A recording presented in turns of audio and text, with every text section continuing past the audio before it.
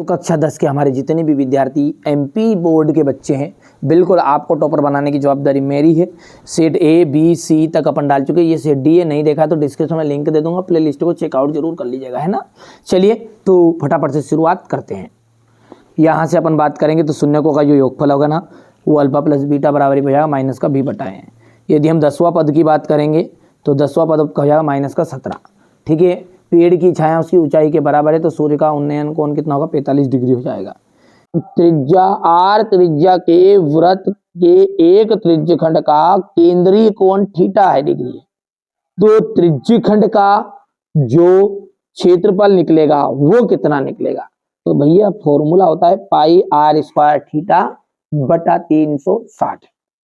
दो गोलों के आयतनों का अनुपात 64:27 है, तो उनके पृष्ठीय क्षेत्रफलों का अनुपात क्या होगा। देखिए 64 का आप आधा करिए, हाफ, ठीक है, 64 का हाफ करिएगा तो इसकी भुजा कितनी निकलेगी, भुजा निकलेगी, आयतन का मतलब होता है घात 3, तो ये किसका घन है, ये घन है आपका 4 का, 6 लिख दिया मैंने, 4 का है, और 27 जो घन है वो 3 का है। और यदि इसके क्षेत्रफलों का अनुपात चाहिए, क्षेत्रफल होता है स्क्वायर, तो 4 चौको 16 और 3 तिया 9 कर सकते हो, तो हाँ करो, ठीक है। चलिए यहाँ पर ये जो फॉर्मूला है एफ आई और डी आई, ये माध्य का फॉर्मूला है, ना कि बहुलक और माध्यक का। इसका है ये माध्य का, और माध्य में भी ये आपका, ठीक है, कल्पित विधि का है। कौन सा है, लिख सकते हैं अपन, कल्पित माध्य का विधि जो निकालते हैं कल्पित विधि, उसका है ये। ठीक है, आप तो बढ़िया से कंप्लीट करो, मेरे से माध्य का ही लिखाएगा वो, पर मैंने बता दिया डिटेल, ये ना। आगे बढ़ते हैं, और अगला प्रश्न है आपका, ध्यान से समझना है, बाकी मैंने कहा ना, ठीक है, जो बच्चा मेहनत अच्छे से करना चाहता है ध्यान से समझना है, बाकी आप आगे भी बढ़ सकते हो स्क्रीनशॉट ले लेके, ठीक है। ये आपका क्वेश्चन नंबर 4 है, ये आपका 5 है, और ये आपका क्वेश्चन नंबर 6 है, ठीक है। चलिए इसके बाद में आगे बढ़ते हैं, और अगला है आपका, ये देखिएगा, A X square plus B X plus C एक बहुपद का उदाहरण है। तो ये A X square plus B X plus C जो है एक द्विघात, क्योंकि घात 2 वाले बहुपद को अपन कहते हैं द्विघात, एक द्विघात समीकरण A X square plus B X plus C equal 0 का वास्तविक मूल नहीं होते, यदि, जब वास्तविक मूल कब नहीं होते हैं, जब आपका बी स्क्वायर बड़ा रहता है फॉर ए सी से, ठीक है।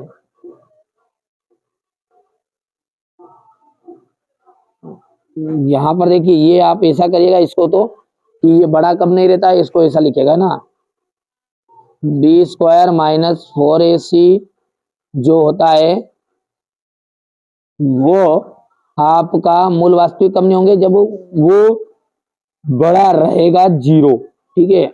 ये काट देना आपको, ये करना है ना। वहां अनुक्रम जिसका प्रत्येक पद अपने पूर्ववर्ती पद से एक निश्चित अंतर रखता है, ठीक है, जब निश्चित अंतर रखता है तो वो क्रम या वह श्रेणी आपका एपी कहलाता है,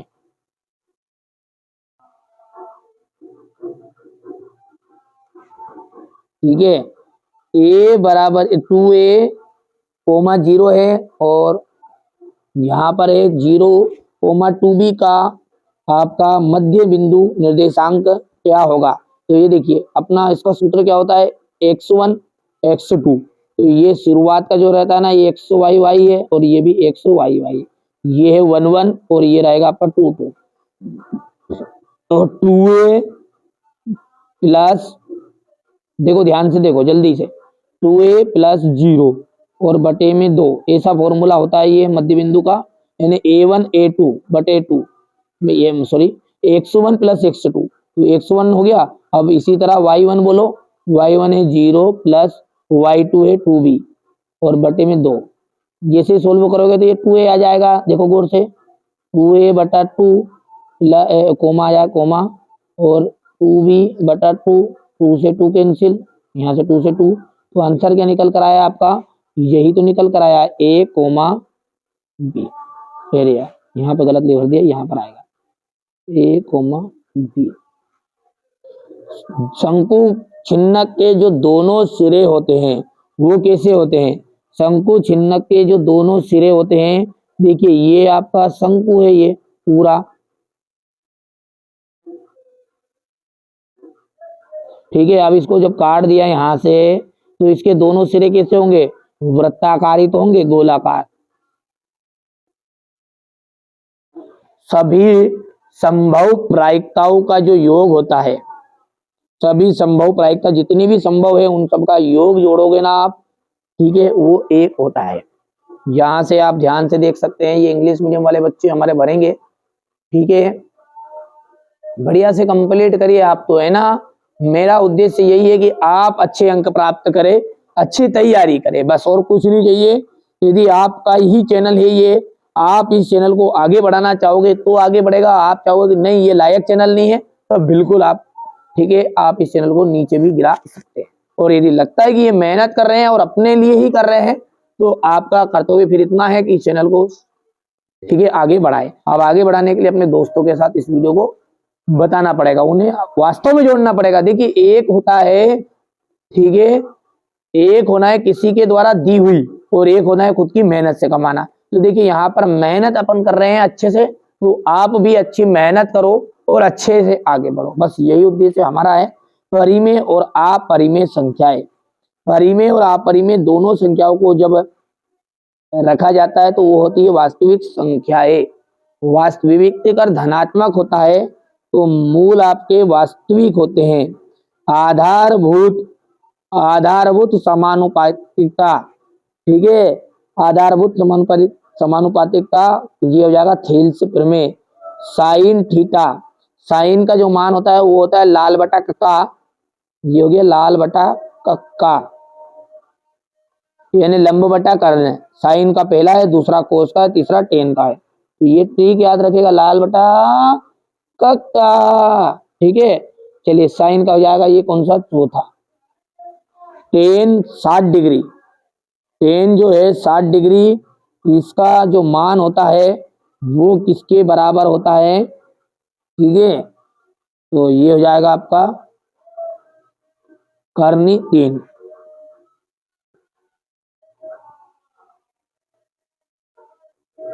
ठीक है। और 1 माइनस साइन स्क्वायर थीटा, इसका क्योंकि ये सर्वसमीका है आपकी, sine square theta plus cos square theta equal होता है 1। अब मैं कहूं कि ये साइन को उधर ले जाऊंगा मैं, तो कोस स्क्वायर थीटा इक्वल हो जाएगा 1 माइनस साइन स्क्वायर थीटा, तो यही तो है, तो ये हो गया आपका छठा अंक। कर लोगे भैया, अच्छे से करो, मैंने बताया ना आपको पहले ही शुरुआत में ही, अच्छे से मेहनत करो आप। ये है आपका क्वेश्चन नंबर 3, ठीक है, हो गया। एक वाक्य में उत्तर है 4 एवं 5 का महत्तम समापवर्ती, इसका एचसीएफ कितना होगा, तो 4 को आप जब तोड़ोगे तो 2 गुणित 2 आ जाएगा, 5 को जब जोड़ोगे तो 5 गुणित 1 आएगा। अब भैया जो दोनों में हो वो आपका एचसीएफ होगा, और छोटा हो तो दोनों में कुछ भी नहीं दिख रहा तो 1 1 रहेगा, इसलिए इसका एचसीएफ 1 निकल कर आ जाएगा। समांतर श्रेणी जो है उसका व्यापक रूप है, ये ए कोमा ए प्लस माइनस 1d कोमा ए प्लस माइनस 2d कोमा ए प्लस माइनस 3d, ये श्रृंखला बार डे चलती रहेगी। कौन से त्रिभुज सदैव समरूप होते हैं, तो समबाहु त्रिभुज।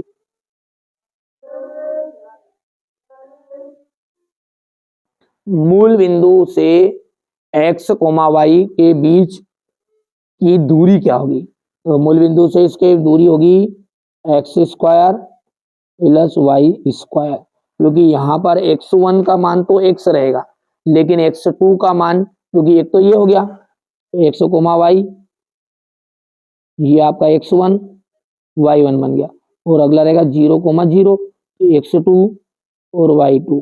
फॉर्मूले में जब रखोगे तो जीरो का कोई वैल्यू नहीं रहेगा, इसलिए ये x वाला ही x स्क्वायर बन जाएगा और y वाला y स्क्वायर बन जाएगा। ठीक है भैया, आगे बढ़ते हैं और अच्छे से आप तो तैयारी करिए। ठीक है, किसी बिंदु को केवल एक बिंदु पर प्रतिच्छेद करने वाली रेखा कहलाती है। तो एक बिंदु पर जो प्रतिच्छेद करेगी उसे हम कहेंगे स्पर्श रेखा। कोई एक वृत्त है ये, और इसको केवल और केवल एक ही बिंदु पर तो स्पर्श रेखा कहलाएगी। घटना ई की प्रायिकता और ई नहीं की प्रायिकता क्या होती है? तो एक फॉर्मूला है, आप जानते हैं ना, पीई प्लस पीई बार, इसका मान होता है 1। यहाँ पर इसकी प्रायिकता भी कितनी निकल जाएगी? 1 आ जाएगी। ठीक है, ये क्वेश्चन नंबर आपका 4 है ये। ठीक है, हो गया इतना। अब ये है आपका सत्य और असत्य। सत्य असत्य में क्या है? x और यहाँ पर x का जो मान है वो 0 और 1 है, क्या सही है? एक बार जब आप x के बराबर 0 लिखोगे तो 0 आ जाएगा, और ये -1 को उधर ले जाओगे तो प्लस का बन जाएगा। तो ये बिल्कुल राइट बात है आपकी। समरूप त्रिभुजों के क्षेत्रफल सदैव बराबर होते हैं। तो समरूप त्रिभुजों के जो क्षेत्रफल होते हैं वो भैया, ठीक है, सदैव बराबर नहीं हो सकते, तो ये आपका असत्य रहेगा। ठीक है, इसका मध्य बिंदु निर्देशांक ये 4,6 क्या गलत बात रहेगी, ये आपका असत्य रहेगा।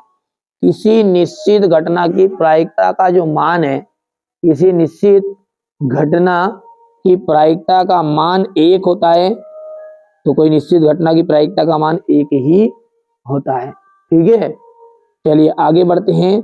और अगला है, वृत्त के केंद्र पर जीवा के द्वारा डाला गया लंब जीवा को समद्विभाजित करता। बिल्कुल, दीर्घ वृत्त खंड का क्षेत्रफल संगत त्रिज्य खंड के क्षेत्रफल से कम होता है क्या? ठीक है, तो ये आपका असत्य रहेगा। दीर्घ का मतलब होता है ज्यादा, ये आपका असत्य रहेगा, यानी गलत है। ठीक है, ये आपका क्वेश्चन नंबर 5 जो इंग्लिश मीडियम वाले बच्चों का है, और ये आपका दूसरा जो है वो असत्य है। ठीक है भैया,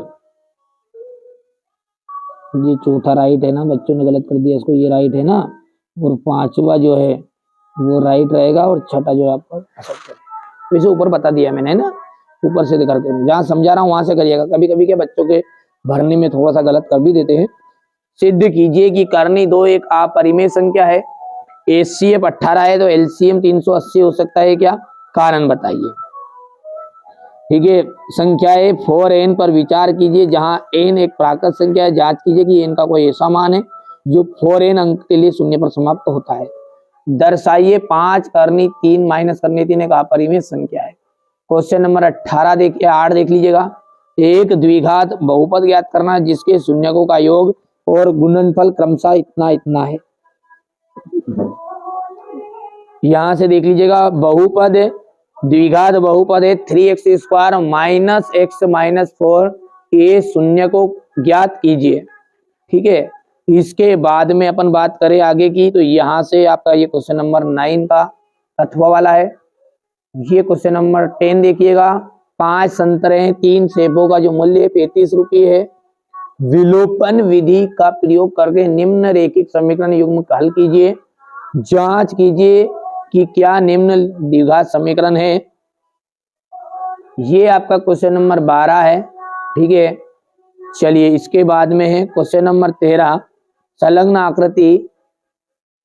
ठीक है, यहां से देख लीजिएगा। क्वेश्चन नंबर ये आपका 14 है ये। ठीक है, 14 हो गया है। ठीक है, ये आपका क्वेश्चन नंबर 15 है। ये आपका क्वेश्चन नंबर 15 है। 52 पत्तों को अच्छी तरह प्रकार से फेंटी गई गड्डी में से एक पत्ता आपको निकालना है। एक फेस कार्ड अर्थात तस्वीर वाले पत्ते की प्रायिकता ज्ञात कीजिए। यदि P इक्वल है 0.06 तो P नहीं की प्रायिकता होगी। ठीक है, यहां से क्वेश्चन नंबर आपका 17 है, हो गया। और ये आपका यहाँ से प्रारंभिक घटना को परिभाषित करिए। क्वेश्चन नंबर 18 है, एक मीनार के पाद बिंदु से भवन के शिखर का उन्नयन कोण जो है वो 30 डिग्री है। ठीक है, यहाँ से बढ़िया से आपको कंप्लीट करिए। हमारा जो उद्देश्य वो यही है, तो में कर लीजिएगा भाई, बहुत ही ज्यादा ये 100% आ रही है और आएगी ही सही। ठीक है, मैं जितना बता रहा हूं उतना आप कंप्लीट करो, अलग से भले ही पढ़ाई करो। मैंने आपको पहले ही बता दिया है, कई वीडियो में बोला है कि आप क्या करिए, आपके मेरे पे भरोसा मत करिए, आपके स्कूल के टीचर होंगे या जहां भी आप कोचिंग पढ़ रहे हैं, इस कोचिंग वाले सर को जरूर बता दीजिएगा। ये यदि वो बता दें आपके सर कि ये इंपॉर्टेंट नहीं है और नहीं आएंगे, तो आप इसमें से मत पढ़िएगा। मैं खुद ही कह रहा हूं, मत पढ़िए फिर, क्योंकि मुझसे ज्यादा भरोसा आपको उन पर होना चाहिए, और उनकी बातों पर आपको भरोसा नहीं तो बिल्कुल आप जीवन में कभी भी सफलता प्राप्त नहीं करोगे। यदि वो आपको गलत भी बता रहे हैं और उन पर भरोसा है, ठीक है, आपको